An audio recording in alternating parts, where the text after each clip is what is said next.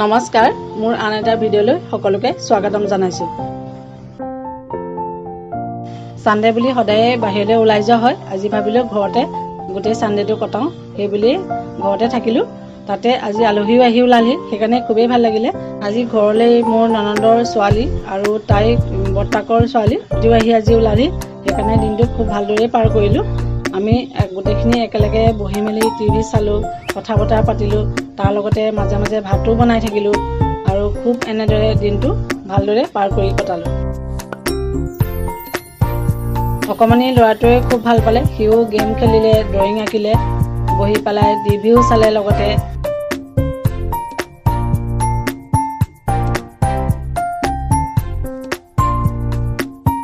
তাৰপিছত আমি ওপৰৰ চটলৈ গ'লোঁ। চটতো আমাৰ ফ্লেটৰে গোটেইখিনি মানুহে চব্জি কৰে বা ফুল এইখিনি কৰিছিলে। নুনি গছো লগাইছে, তাৰে নুনিও আমি ছিঙি পেলাই খালোঁ। গতিকে এনেদৰে গোটেইখিনি তাতে বহি কথা চথা পাতিলোঁ, ভাল লাগিলে।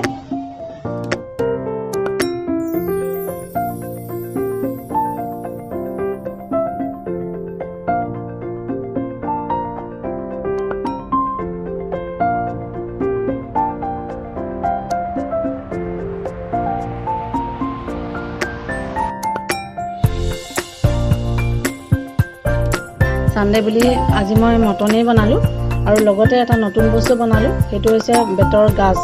বেতৰ গাজটো বজাৰৰ পৰা অনাৰ পিছত ময়ো আচলতে বেতৰ গাজ খাই পোৱা নাছিলোঁ বাৰু, গতিকে বজাৰত পাই লৈ আহিলোঁ।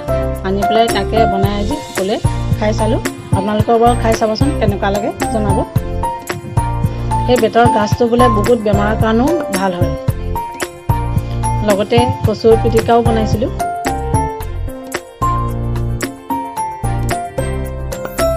আজিৰ দিনটোৱে সকলোৱে মিলিজুলি খুব ভালদৰে পাৰ কৰিলোঁ।